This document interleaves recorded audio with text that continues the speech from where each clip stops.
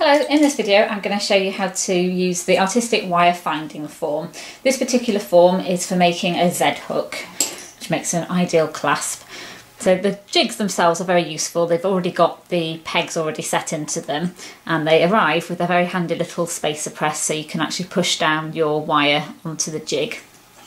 So they're designed to be used with 0.6 or 0.8 wire, which is 22 gauge or 20 gauge. I'm going to be using 0.8, so I'm going to poke this through the hole in the middle and then just fold it down against the jig so that it doesn't move around.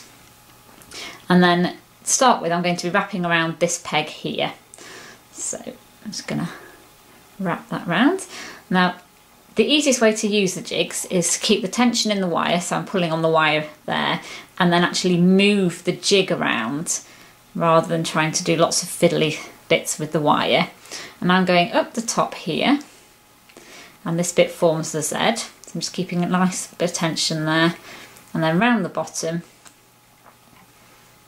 and then around this last peg to finish.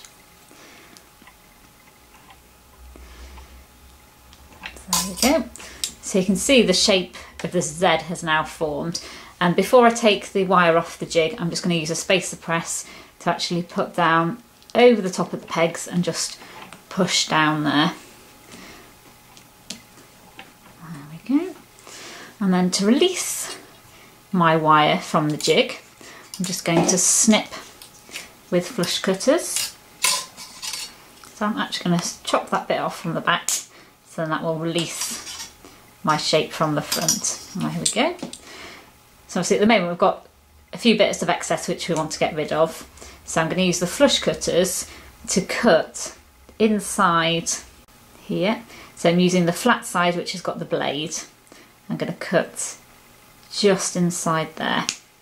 That'll get rid of our long excess bit of wire. And then on this side do the same.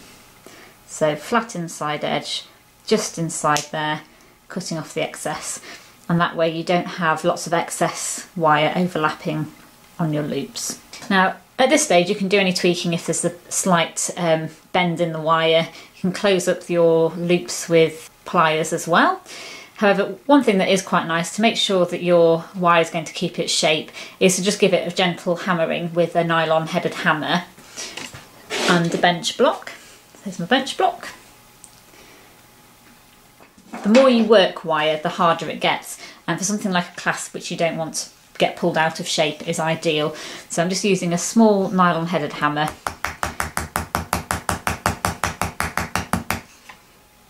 Be very careful not to bash your fingers. And that doesn't really affect the shape of the wire. You're not hammering any texture in, but it does make it that much stronger. And there we have a Z hook. You can, if you want to, actually add texture. So I have here a whammer.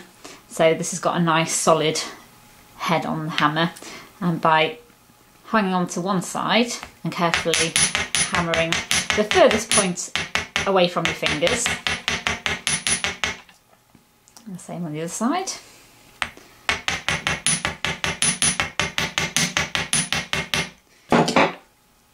You can actually create a really nice bit of texture there. You can see that's flattened the ends nicely.